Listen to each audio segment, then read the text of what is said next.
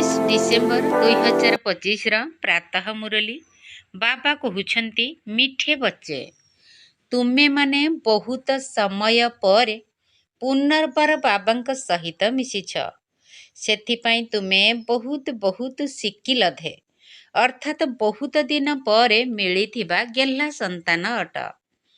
तुमे माने बहुत समय पर पुनर्बार बाबांक सहित मिशिछ सेथिपाई तुमे बहुत बहुत शिकिल धे अर्थात बहुत दिन पर मिलिथिबा गेल्हा संतान अट।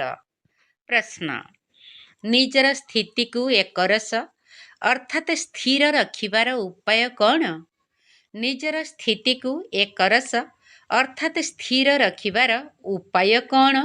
उत्तर सर्वदा मने रख जेउ सेकेंड बीतीगला ताकू कहिबा ड्रामा। कल्प पूर्वरु मध्य एहिपरि होइथिला। एबे तो निंदा स्तुति मान अपमान सबु किछि सम्मुखकु आसिब। सेथिपाई निजर स्थिति को एकरस रखिबा पाई अतीतर चिंतन कर नाही। ओम शांति।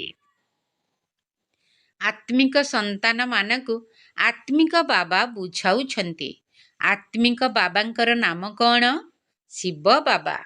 से समस्त आत्मा मानकर पिता अटंती। सबु आत्मिक संतान मानकर नाम कौन? आत्मा। जीव अर्थात शरीरर नाम दिया जाई थाए किंतु आत्मार सही नाम ही रही थाए। एक कथा मध्य पिला माने जानिछंती जे दुनिया रे ढेर सत्संग रहिछि। एहा हेला सच्चा सच्चा सतर संग जहाकि सत्य बाबा राजयोग शिखाई आमको सत्य जुग को नहीं जाउछंती। एपरि आउ कौनसी सत्संग अथवा पाठशाला होई परिब नहीं। एक कथा मध्य तुमे पिला माने जानिछ। वर्तमान सारा सृष्टि चक्रर ज्ञान तुम मानकर बुद्धि रे अछि। तेणु तुमे पिला माने ही स्वदर्शन चक्रधारी अट। बाबा सी बुझाउछंती एही सृष्टि चक्र किपरि घुरुछि। जेतेबेले काहाकु भी बुझाउछ सेतेबेले तांकु चक्र सम्मुखरे ठिया कराई कुह एबे तुमे एपटकु अर्थात सत्य जुगकु जीव। बाबा जीव आत्मा मानकु कहउछंती निजको आत्मा निश्चय कर। एहा नुआ कथा नुहे। तुमे जानिछ जे आमे कल्प कल्प शुणुछु एबे पुनर्बार शुणुछु।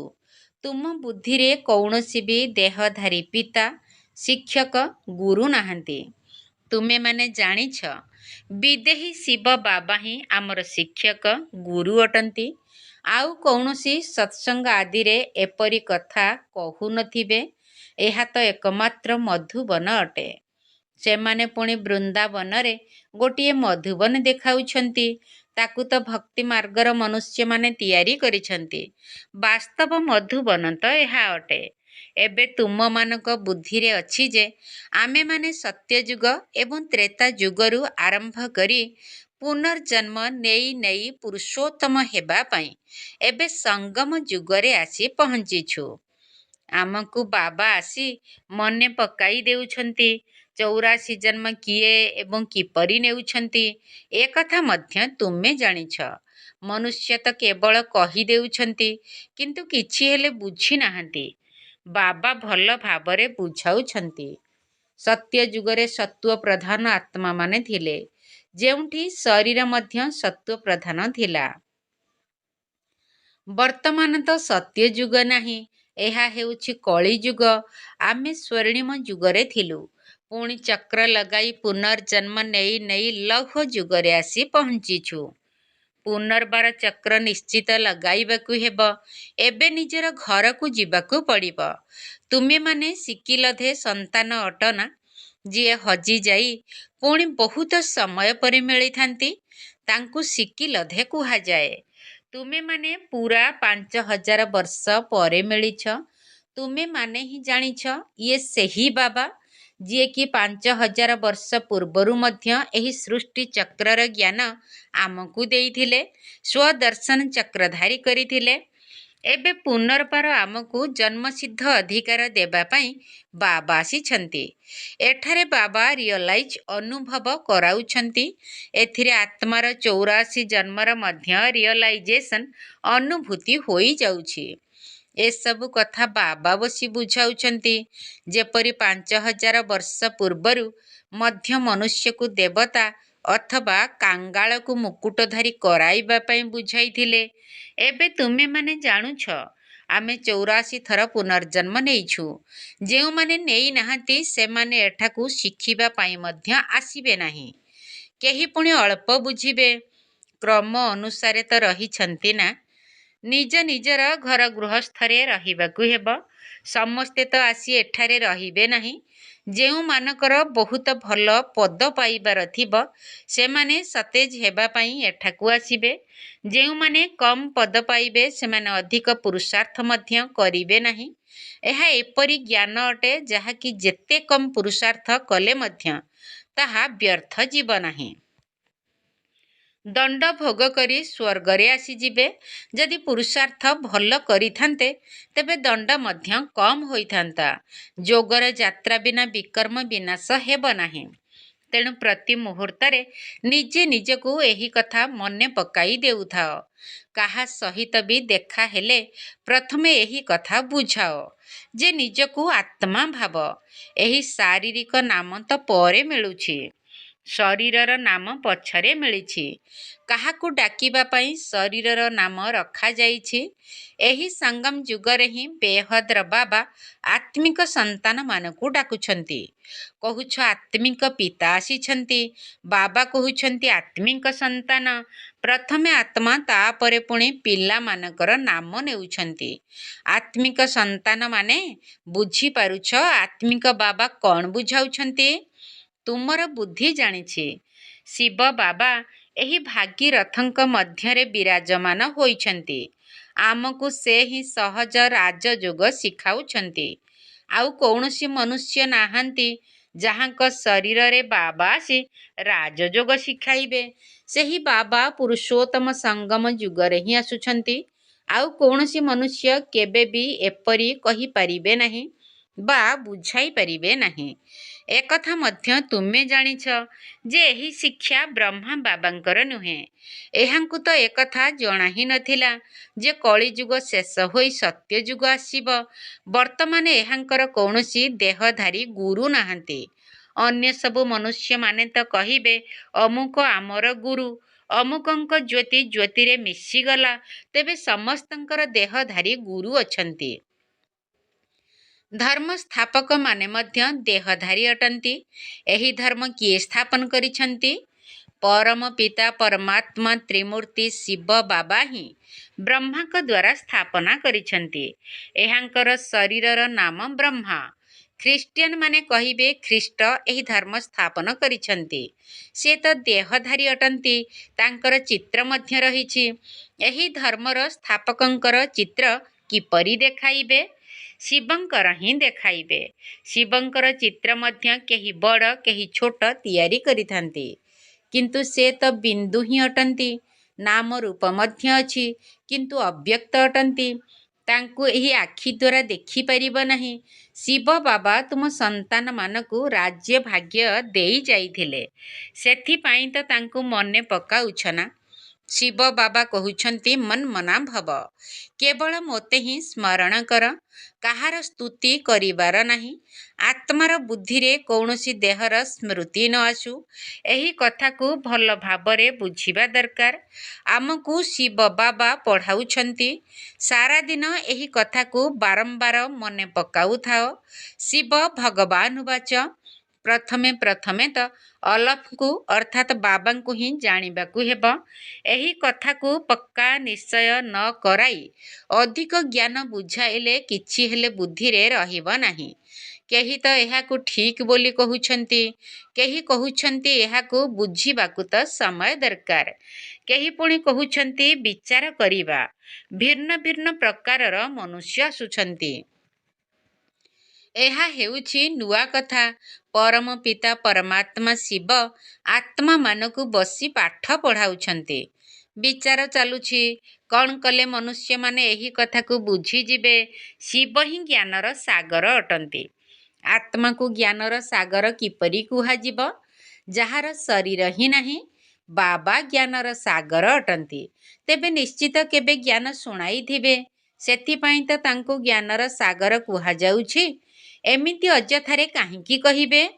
କେହି ବହୁତ ପଢ଼ିଥିଲେ କୁହାଯାଏ, ଇଏ ତ ବହୁତ ବେଦ ଶାସ୍ତ୍ର ପଢ଼ିଛନ୍ତି, ସେଥିପାଇଁ ତାଙ୍କୁ ଶାସ୍ତ୍ରୀ ଅଥବା ବିଦ୍ୱାନ କୁହାଯାଏ। ବାବାଙ୍କୁ ଜ୍ଞାନର ସାଗର ଅଥୋରିଟି ଅର୍ଥାତ୍ ଜ୍ଞାନର ଅଧିକାରୀ କୁହାଯାଉଛି। ନିଶ୍ଚୟ କେବେ ଏଠାକୁ ଆସିଛନ୍ତି? ପ୍ରଥମେ ତ ପଚାରିବା ଦରକାର, ବର୍ତ୍ତମାନ କଳିଯୁଗ ନା ସତ୍ୟଯୁଗ? ଏହା ନୂଆ ଦୁନିଆ ନା ପୁରୁଣା ଦୁନିଆ? ଲକ୍ଷ୍ୟ ତ ତୁମ ସମ୍ମୁଖରେ ରହିଛି। ଏହି ଲକ୍ଷ୍ମୀ ନାରାୟଣ ଯଦି ଥାନ୍ତେ ତେବେ ତାଙ୍କର ରାଜ୍ୟ ଥାନ୍ତା। ଏହି ପୁରୁଣା ଦୁନିଆ କାଙ୍ଗାଳ ପଣିଆ ହିଁ ନଥାନ୍ତା। ବର୍ତ୍ତମାନ ତ କେବଳ ଏମାନଙ୍କର ଚିତ୍ର ରହିଛି, ଯାହାଙ୍କୁ ମନ୍ଦିରରେ ନମୁନା ରୂପରେ ଦେଖାଇଥାନ୍ତି। ନଚେତ ତାଙ୍କର ମହଲ ବଗିଚା ଆଦି କେତେ ବଡ଼ ବଡ଼ ହୋଇଥିବ। କେବଳ କ'ଣ ମନ୍ଦିରରେ ସବୁବେଳେ ରହୁଥିବେ? ପ୍ରେସିଡେଣ୍ଟଙ୍କର ନିବାସ ସ୍ଥାନ କେତେ ବଡ଼? ତେବେ ଦେବୀ ଦେବତା ମାନେ ତ ବହୁତ ବଡ଼ ବଡ଼ ମହଲରେ ରହୁଥିବେ। ତାଙ୍କ ପାଖରେ ବହୁତ ଜାଗା ଥିବ। ସେଠାରେ ଡରିବାର କୌଣସି କଥା ନଥିବ। ନୂଆ ଦୁନିଆ ସର୍ବଦା ଫୁଲର ବଗିଚା ହୋଇଥାଏ। ସେଠାରେ କୌଣସି କଣ୍ଟା ନଥାଏ। ତାହା ହେଉଛି ବଗିଚା। ସେଠାରେ ତ କାଠ ଆଦି ଜଳାଉ ନଥିବେ। କାଠ ଜାଳିବା ଦ୍ୱାରା ଧୂଆଁ ବାହାରେ, ତେଣୁ ଦୁଃଖ ଅନୁଭବ ହୋଇଥାଏ। ସେଠାରେ ଆମେ ବହୁତ କମ୍ ସ୍ଥାନରେ ରହିଥାଉ, ପରେ ପୁଣି ବୃଦ୍ଧି ହୋଇ ଚାଲେ। ସେଠାରେ ବହୁତ ଭଲ ଭଲ ଫୁଲ ବଗିଚା ରହିବ, ଯେଉଁଠାରୁ ବହୁତ ସୁନ୍ଦର ସୁଗନ୍ଧ ଆସୁଥିବ। ସେଠାରେ ଜଙ୍ଗଲ ହିଁ ରହିବ ନାହିଁ। ଏବେ ସେ ସବୁର ଅନୁଭବ ହେଉଛି, କିନ୍ତୁ ଦେଖି ତ ପାରୁନାହଁ। ତୁମେମାନେ ଧ୍ୟାନରେ ଯାଇ ବହୁତ ବଡ଼ ବଡ଼ ମହଲ ଆଦି ଦେଖି ଆସୁଛ। ଏଠାରେ ତ ତାହା ନିର୍ମାଣ କରିପାରିବ ନାହିଁ। ସାକ୍ଷାତକାରରେ ଦେଖିଲ ପୁଣି ଗୁପ୍ତ ହୋଇଯିବ। ସାକ୍ଷାତକାର ତ କରିଛ ନା? ସେଠାରେ ରାଜାମାନେ ଓ ରାଜକୁମାର କୁମାରୀମାନେ ରହିବେ। ବହୁତ ରମଣୀୟ ସ୍ୱର୍ଗ ହେବ। ଯେପରି ଏଠାରେ ମହୀଶୂର ଆଦି ରମଣୀୟ ସ୍ଥାନ ଅଛି, ସେହିପରି ସେଠାରେ ମଧ୍ୟ ବହୁତ ସୁଗନ୍ଧିତ ପବନ ବୋହିବ। ପାଣିର ଝରଣା ବହି ଚାଲିଥିବ। ଆତ୍ମାମାନେ ଭାବନ୍ତି ଆମେ ଭଲ ଭଲ ଜିନିଷ ତିଆରି କରିବୁ। ଆତ୍ମାକୁ ସ୍ୱର୍ଗ ତ ମନେ ପଡ଼ୁଛି ନା? ତୁମମାନଙ୍କର ଏବେ ହୃଦୟଙ୍ଗମ ହେଉଛି। ସେଠାରେ କ'ଣ କ'ଣ ସବୁ ହେବ? କେଉଁଠି ଆମେ ରହିଥିବୁ? ବର୍ତ୍ତମାନ ଏହି ସବୁ କଥା ସ୍ମୃତିରେ ଆସୁଛି। ସେ ସମୟର ଚିତ୍ର ସବୁ ଦେଖ ଏବଂ ଖୁସି ହୁଅ ଯେ ତୁମେମାନେ କେତେ ଭାଗ୍ୟବାନ। ସେଠାରେ ଦୁଃଖର କୌଣସି କଥା ରହିବ ନାହିଁ। ଆମେ ତ ସ୍ୱର୍ଗରେ ଥିଲୁ, ପୁଣି ତଳକୁ ଓହ୍ଲାଇଛୁ। ଏବେ ପୁଣି ସ୍ୱର୍ଗକୁ ଯିବାକୁ ହେବ। କିପରି ଯିବୁ? ତେବେ କ'ଣ ରସିରେ ଓହଳି କରି ଯିବୁ? ଆମେ ଆତ୍ମାମାନେ ତ ଶାନ୍ତିଧାମର ନିବାସୀ ଅଟୁ। ବାବା ସ୍ମୃତି ଦେଉଛନ୍ତି, ଏବେ ତୁମେ ପୁନର୍ବାର ଦେବତା ହେଉଛ ଏବଂ ଅନ୍ୟକୁ ମଧ୍ୟ କରାଉଛ। କେହି କେହି ଘରେ ବସି ମଧ୍ୟ ସାକ୍ଷାତକାର କରିଥାନ୍ତି। ଯେଉଁମାନେ ବନ୍ଧନରେ ଅଛନ୍ତି, ସେମାନେ କେବେ କ'ଣ ବାବାଙ୍କୁ ଦେଖିଛନ୍ତି? କିନ୍ତୁ ଦେଖ ତାଙ୍କ ଭିତରେ କିପରି ଉତ୍ସାହ ଆସୁଛି। ନିଜର ଘର ପାଖେଇ ଆସିଲେ ଆତ୍ମାକୁ କେତେ ଖୁସି ଲାଗିଥାଏ। ଜାଣୁଛନ୍ତି ବାବା ଆମକୁ ଜ୍ଞାନ ଦ୍ୱାରା ସଜେଇବା ପାଇଁ ଆସିଛନ୍ତି।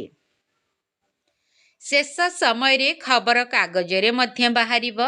ଏବେ ତ ସ୍ତୁତି, ନିନ୍ଦା, ମାନ, ଅପମାନ ସବୁ କିଛି ସମ୍ମୁଖକୁ ଆସୁଛି। ତୁମେମାନେ ଜାଣିଛ କଳ୍ପ ପୂର୍ବରୁ ମଧ୍ୟ ଏହିପରି ହୋଇଥିଲା।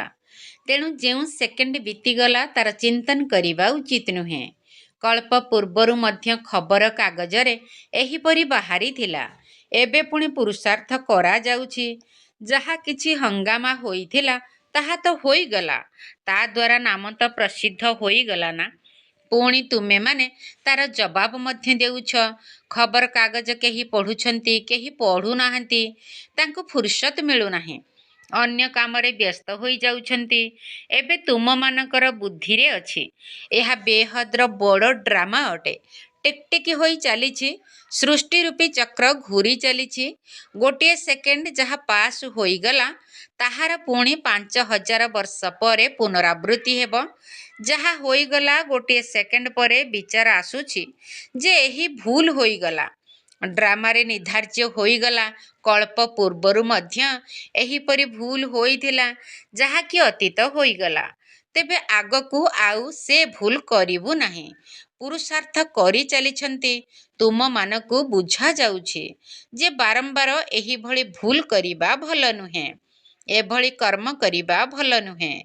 ମନ ନିଶ୍ଚିତ ଖାଇବ ଯେ ମୋ ଦ୍ୱାରା ଏହି ଖରାପ କାମ ହୋଇଗଲା। ବାବା ବୁଝାଉଛନ୍ତି ଏପରି କର ନାହିଁ, ଅନ୍ୟକୁ ଦୁଃଖ ହେବ, ସେଥିପାଇଁ ମନା କରାଯାଉଛି। ବାବା କହିଦେଉଛନ୍ତି ଏହି କାମ କର ନାହିଁ। ନ ପଚାରି କୌଣସି ଜିନିଷ ଉଠାଇଲେ ତାକୁ ଚୋରି କୁହାଯାଏ। ତେଣୁ ଏପରି କାମ କର ନାହିଁ। କଡ଼ା କଥା କୁହ ନାହିଁ। ଆଜିକାଲି ଦୁନିଆ ଦେଖ କିପରି ହୋଇଯାଇଛି। କେହି ଯଦି ଚାକର ଉପରେ କ୍ରୋଧ କଲେ ତେବେ ସେ ମଧ୍ୟ ଶତ୍ରୁତା କରିଦେଉଛି। ସେଠାରେ ତ ବାଘ ଛେଳି ପରସ୍ପର ମଧ୍ୟରେ କ୍ଷୀରଖଣ୍ଡ ଅର୍ଥାତ୍ ମିଠା ସମ୍ବନ୍ଧରେ ରହିବେ। ଲୁଣ ପାଣି ଅର୍ଥାତ୍ ତିକ୍ତ ସମ୍ବନ୍ଧ ଏବଂ କ୍ଷୀରଖଣ୍ଡ ଅର୍ଥାତ୍ ମିଠା ସମ୍ବନ୍ଧ ରହିଥାଏ ନା। ସତ୍ୟ ଯୁଗରେ ସବୁ ମନୁଷ୍ୟ ଆତ୍ମାମାନେ ପରସ୍ପର ମଧ୍ୟରେ କ୍ଷୀରଖଣ୍ଡ ହୋଇ ରହିବେ ଏବଂ ଏହି ରାବଣର ଦୁନିଆରେ ସବୁ ମନୁଷ୍ୟ ଲୁଣ ପାଣି ହୋଇ ଯାଇଛନ୍ତି। ପିତା ଏବଂ ପୁତ୍ରର ସମ୍ବନ୍ଧରେ ମଧ୍ୟ ତିକ୍ତତା ଆସିଯାଉଛି। କାମ ମହାଶତ୍ରୁ ଅଟେ ନା। ଏଠାରେ କାମାସକ୍ତ ହୋଇ ପରସ୍ପରକୁ ଦୁଃଖ ଦେଉଛନ୍ତି। ଏହି ସାରା ଦୁନିଆର ସମ୍ବନ୍ଧ ତିକ୍ତ ହୋଇଯାଇଛି। ସତ୍ୟଯୁଗୀ ଦୁନିଆ କ୍ଷୀରଖଣ୍ଡ ଅଟେ। ଏହିସବୁ କଥାକୁ ଦୁନିଆ କ'ଣ ଜାଣିବ? ମନୁଷ୍ୟମାନେ ତ ସ୍ୱର୍ଗକୁ ଲକ୍ଷ ଲକ୍ଷ ବର୍ଷ କହିଦେଉଛନ୍ତି। ତେଣୁ କୌଣସି କଥା ସେମାନଙ୍କ ବୁଦ୍ଧିରେ ପଶୁନାହିଁ। ଯେଉଁମାନେ ଦେବତା ଥିଲେ ସେହିମାନଙ୍କର ହିଁ ସ୍ମୃତିରେ ଆସୁଛି। ତୁମେମାନେ ଜାଣିଛ ଦେବତାମାନେ ସତ୍ୟଯୁଗରେ ଥିଲେ। ଯେଉଁମାନେ 84 ଜନ୍ମ ନେଇଛନ୍ତି ସେହିମାନେ ହିଁ ପୁନର୍ବାର ଆସି ଏଠାରେ ପାଠ ପଢ଼ିବେ ଏବଂ କଣ୍ଟାରୁ ଫୁଲ ହେବେ। ଏହା ବାବାଙ୍କର ଏକମାତ୍ର ବିଶ୍ୱବିଦ୍ୟାଳୟ, ଯାହାର ଅନେକ ଶାଖା ବାହାରି ଚାଲିଛି। ଖୁଦା ଅର୍ଥାତ୍ ଭଗବାନ ଯେତେବେଳେ ଆସିବେ ସେତେବେଳେ ତାଙ୍କର ସେବାଧାରୀ ବାହାରିବେ, ଯାହାଙ୍କ ଦ୍ୱାରା ସ୍ୱୟଂ ଖୁଦା ରାଜତ୍ୱ ସ୍ଥାପନ କରିବେ। ତୁମେ ଜାଣିଛ ଆମେମାନେ ଖୁଦାଙ୍କର ଖିଦମତଗାର ଅର୍ଥାତ୍ ସେବାଧାରୀ ଅଟୁ। ସେମାନେ ଶରୀରର ସେବାଧାରୀ ଅଟନ୍ତି, କିନ୍ତୁ ଏହା ଆତ୍ମିକ ସେବା ଅଟେ। ବାବା ଆତ୍ମାମାନଙ୍କୁ ଆଧ୍ୟାତ୍ମିକ ସେବା ଶିଖାଉଛନ୍ତି, କାରଣ ଆତ୍ମା ତମୋ ପ୍ରଧାନ ହୋଇଯାଇଛି। ସେଥିପାଇଁ ବାବା ପୁଣି ଆସି ସତ୍ୱ ପ୍ରଦାନ କରୁଛନ୍ତି। ବାବା କହୁଛନ୍ତି କେବଳ ମୋତେ ସ୍ମରଣ କଲେ ହିଁ ବିକର୍ମ ବିନାଶ ହେବ। ଏହା ହେଉଛି ଯୋଗ ଅଗ୍ନି। ଭାରତର ପ୍ରାଚୀନ ଯୋଗର ଗାୟନ ରହିଛି ନା। କୃତ୍ରିମ ଯୋଗ ତ ବହୁତ ହୋଇଗଲାଣି। ସେଥିପାଇଁ ବାବା କହୁଛନ୍ତି ଯୋଗର ଯାତ୍ରା କହିବା ଠିକ୍। ଶିବ ବାବାଙ୍କୁ ସ୍ମରଣ କରି କରି ତୁମେମାନେ ଶିବପୁରୀକୁ ଚାଲିଯିବ। ତାହା ହେଲା ଶିବପୁରୀ ଏବଂ ବିଷ୍ଣୁପୁରୀ। ଏହା ହେଲା ରାବଣପୁରୀ। ବିଷ୍ଣୁପୁରୀ ପଛରେ ରହିଛି ରାମପୁରୀ। ସୂର୍ଯ୍ୟବଂଶୀମାନଙ୍କ ପରେ ଚନ୍ଦ୍ରବଂଶୀମାନେ ଆସନ୍ତି। ଏହା ତ ସାଧାରଣ କଥା। ଅଧାକଳ୍ପ ସତ୍ୟଯୁଗ ତ୍ରେତାଯୁଗ, ଅଧାକଳ୍ପ ଦ୍ୱାପର ଏବଂ କଳିଯୁଗ। ଏବେ ତୁମେ ସଙ୍ଗମରେ ଅଛ, ଏକଥା କେବଳ ତୁମେ ହିଁ ଜାଣିଛ। ଯେଉଁମାନେ ଭଲ ଭାବରେ ଧାରଣ କରୁଛନ୍ତି ସେମାନେ ଅନ୍ୟମାନଙ୍କୁ ମଧ୍ୟ ବୁଝାଉଛନ୍ତି। ଆମେ ପୁରୁଷୋତ୍ତମ ସଙ୍ଗମ ଯୁଗରେ ଅଛୁ। ଏକଥା କାହାର ବୁଦ୍ଧିରେ ମନେ ରହିଲେ ମଧ୍ୟ ସାରା ଡ୍ରାମା ବୁଦ୍ଧିରେ ଆସିଯିବ। କିନ୍ତୁ କଳିଯୁଗୀ ଦେହର ସମ୍ବନ୍ଧୀ ଆଦି ମାନେ ମନେ ପଡ଼ୁଛନ୍ତି। ବାବା କହୁଛନ୍ତି ତୁମକୁ ଏକମାତ୍ର ବାବାଙ୍କୁ ହିଁ ସ୍ମରଣ କରିବାକୁ ହେବ। ସମସ୍ତଙ୍କର ସଦ୍ଗତି ଦାତା ରାଜଯୋଗ ଶିଖାଇଲା ବାଲା କେବଳ ଜଣେ ହିଁ ଅଟନ୍ତି।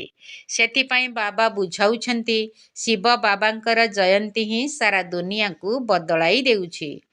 ତୁମେ ବ୍ରାହ୍ମଣମାନେ ହିଁ ଜାଣିଛ ଏବେ ଆମେ ପୁରୁଷୋତ୍ତମ ସଙ୍ଗମ ଯୁଗରେ ଅଛୁ। ଯେଉଁମାନେ ବ୍ରାହ୍ମଣ ହୋଇଛନ୍ତି ସେମାନଙ୍କର ବୁଦ୍ଧିରେ ହିଁ ରଚୟିତା ଏବଂ ରଚନାର ଜ୍ଞାନ ରହିଛି। ଆଚ୍ଛା, ମିଠା ମିଠା ଶିକିଲଧେ ସନ୍ତାନମାନଙ୍କ ପ୍ରତି ମାତା ପିତା ବାପ ଦାଦାଙ୍କର ମଧୁର ସ୍ନେହ ସମ୍ପନ୍ନ ଶୁଭେଚ୍ଛା ଏବଂ ସୁପ୍ରଭାତ। ଆତ୍ମିକ ପିତାଙ୍କର ଆତ୍ମିକ ସନ୍ତାନମାନଙ୍କୁ ନମସ୍ତେ। ଆମ ଆତ୍ମିକ ସନ୍ତାନମାନଙ୍କର ଆତ୍ମିକ ବାପ ଦାଦାଙ୍କୁ ନମସ୍ତେ ନମସ୍ତେ ନମସ୍ତେ ଏବଂ ସୁପ୍ରଭାତ। ଧାରଣା ପାଇଁ ମୁଖ୍ୟ ସାର ପ୍ରଥମ ପଏଣ୍ଟ। ଏପରି କୌଣସି ବି କର୍ମ କରିବାର ନାହିଁ ଯାହାଦ୍ୱାରା କାହାକୁ ଦୁଃଖ ମିଳିବ। କଡ଼ା କଥା ମଧ୍ୟ କହିବାର ନାହିଁ। ବହୁତ ବହୁତ କ୍ଷୀରଖଣ୍ଡ ଅର୍ଥାତ୍ ମଧୁର ସ୍ୱଭାବଯୁକ୍ତ ହୋଇ ରହିବାକୁ ହେବ। ଏପରି କୌଣସି ବି କର୍ମ କରିବାର ନାହିଁ ଯାହାଦ୍ୱାରା କାହାକୁ ଦୁଃଖ ମିଳିବ। କଡ଼ା କଥା ମଧ୍ୟ କହିବାର ନାହିଁ। ବହୁତ ବହୁତ କ୍ଷୀରଖଣ୍ଡ ଅର୍ଥାତ୍ ମଧୁର ସ୍ୱଭାବଯୁକ୍ତ ହୋଇ ରହିବାକୁ ହେବ। ଦ୍ୱିତୀୟ ପଏଣ୍ଟ, କୌଣସି ଦେହଧାରୀର ମହିମା କରିବାର ନାହିଁ। ବୁଦ୍ଧିରେ ରହୁ ଯେ ଆମକୁ ଶିବ ବାବା ପଢ଼ାଉଛନ୍ତି, ସେହି ଜଣଙ୍କର ହିଁ ମହିମା କରିବାକୁ ହେବ। ଆତ୍ମିକ ସେବାଧାରୀ ହେବାକୁ ପଡ଼ିବ। କୌଣସି ଦେହଧାରୀର ମହିମା କରିବାର ନାହିଁ। ବୁଦ୍ଧିରେ ରହୁ ଯେ ଆମକୁ ଶିବ ବାବା ପଢ଼ାଉଛନ୍ତି, ସେହି ଜଣଙ୍କର ହିଁ ମହିମା କରିବାକୁ ହେବ। ଆତ୍ମିକ ସେବାଧାରୀ ହେବାକୁ ପଡ଼ିବ। ବରଦାନ, ଶୁଦ୍ଧ ସଂକଳ୍ପ ଅର୍ଥାତ୍ ଦୃଢ଼ତାର ବ୍ରତ ଦ୍ୱାରା ବୃତ୍ତିର ପରିବର୍ତ୍ତନ କରୁଥିବା ହୃଦୟ ସିଂହାସନ ଅଧିକାରୀ ଭବ। ଶୁଦ୍ଧ ସଂକଳ୍ପ ଅର୍ଥାତ୍ ଦୃଢ଼ତାର ବ୍ରତ ଦ୍ୱାରା ବୃତ୍ତିର ପରିବର୍ତ୍ତନ କରୁଥିବା ହୃଦୟ ସିଂହାସନ ଅଧିକାରୀ ଭବ। ବାପ ଦାଦାଙ୍କର ହୃଦୟ ସିଂହାସନ ଏତେ ପବିତ୍ର ଅଟେ, ଯାହାକି କେବଳ ପବିତ୍ର ଆତ୍ମାମାନେ ହିଁ ତା ଉପରେ ବସିପାରିବେ। ଯେଉଁମାନଙ୍କର ସଂକଳ୍ପରେ ମଧ୍ୟ ଅପବିତ୍ରତା ବା ଅମର୍ଯ୍ୟାଦା ଆସିଯିବ, ସେମାନେ ସିଂହାସନ ଅଧିକାରୀ ହେବା ପରିବର୍ତ୍ତେ ଖସିବାର କଳାରେ ତଳକୁ ଆସିଯିବେ। ସେଥିପାଇଁ ପ୍ରଥମେ ଶୁଦ୍ଧ ସଂକଳ୍ପର ବ୍ରତ ଦ୍ୱାରା ନିଜର ବୃତ୍ତିକୁ ପରିବର୍ତ୍ତନ କର, ଯାହାଦ୍ୱାରା ବୃତ୍ତିର ପରିବର୍ତ୍ତନ ଆଧାରରେ ଭବିଷ୍ୟତର ଜୀବନ ରୂପୀ ସୃଷ୍ଟି ମଧ୍ୟ ପରିବର୍ତ୍ତନ ହୋଇଯିବ। ତେବେ ଶୁଦ୍ଧ ସଂକଳ୍ପ ବା ଦୃଢ଼ ସଂକଳ୍ପର ବ୍ରତର ପ୍ରତ୍ୟକ୍ଷ ଫଳ ହେଲା ସବୁଦିନ ପାଇଁ ବାପ ଦାଦାଙ୍କର ହୃଦୟ ସିଂହାସନରେ ବସିବା। ସ୍ଲୋଗାନ, ଯେଉଁଠାରେ ସର୍ବଶକ୍ତିଗୁଡ଼ିକ ସାଥିରେ ଅଛନ୍ତି, ସେଠାରେ ନିର୍ବିଘ୍ନ ସଫଳତା ନିଶ୍ଚିତ ରହିଛି। ଯେଉଁଠାରେ ସର୍ବଶକ୍ତିଗୁଡ଼ିକ ସାଥିରେ ଅଛନ୍ତି, ସେଠାରେ ନିର୍ବିଘ୍ନ ସଫଳତା ନିଶ୍ଚିତ ରହିଛି। ଅବ୍ୟକ୍ତ ଇସାରା, ଏବେ ସମ୍ପନ୍ନ ବା କର୍ମାତୀତ ହେବାର ତୀବ୍ର ଇଚ୍ଛା ପ୍ରକଟ କର।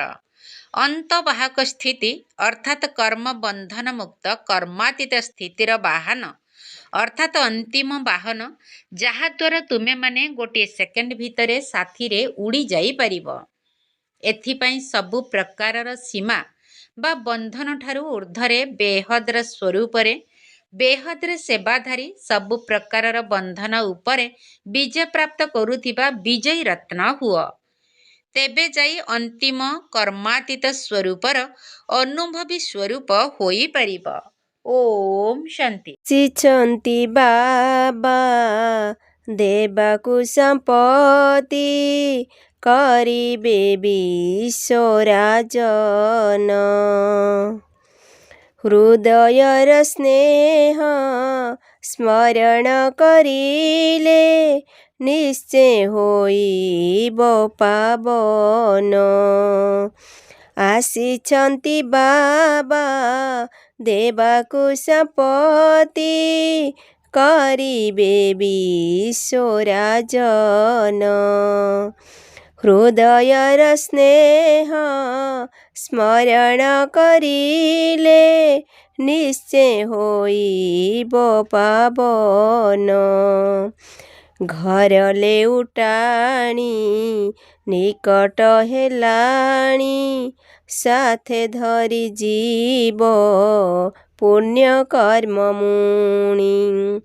ପ୍ରତ୍ୟକ୍ଷ ହୋଇବେ ସଦ୍ଗତି ଦାତା, ବାବା ପତିତ ପାବନ। ବାବା ପତିତ ପାବନ।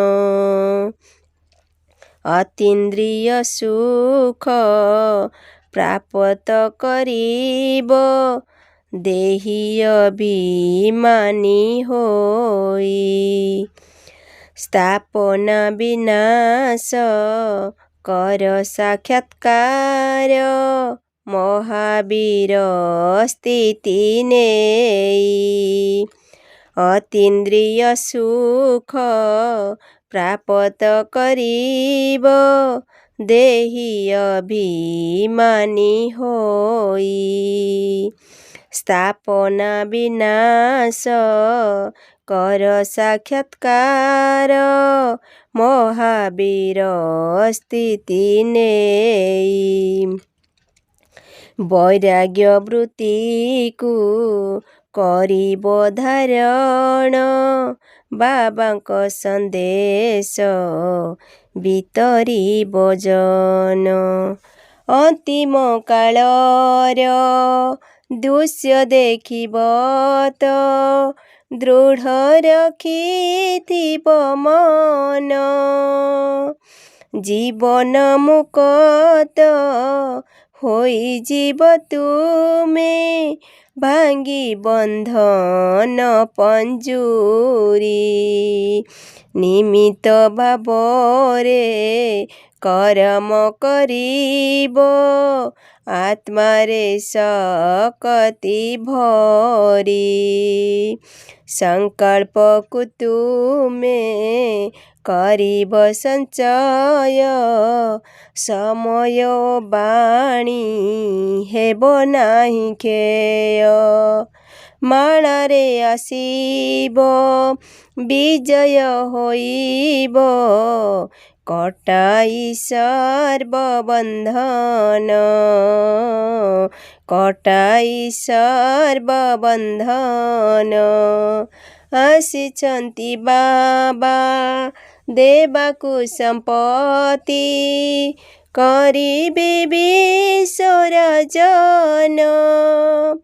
ହୃଦୟର ସ୍ନେହ ସ୍ମରଣ କରିଲେ ନିଶ୍ଚୟ ହୋଇବ ପାବନ।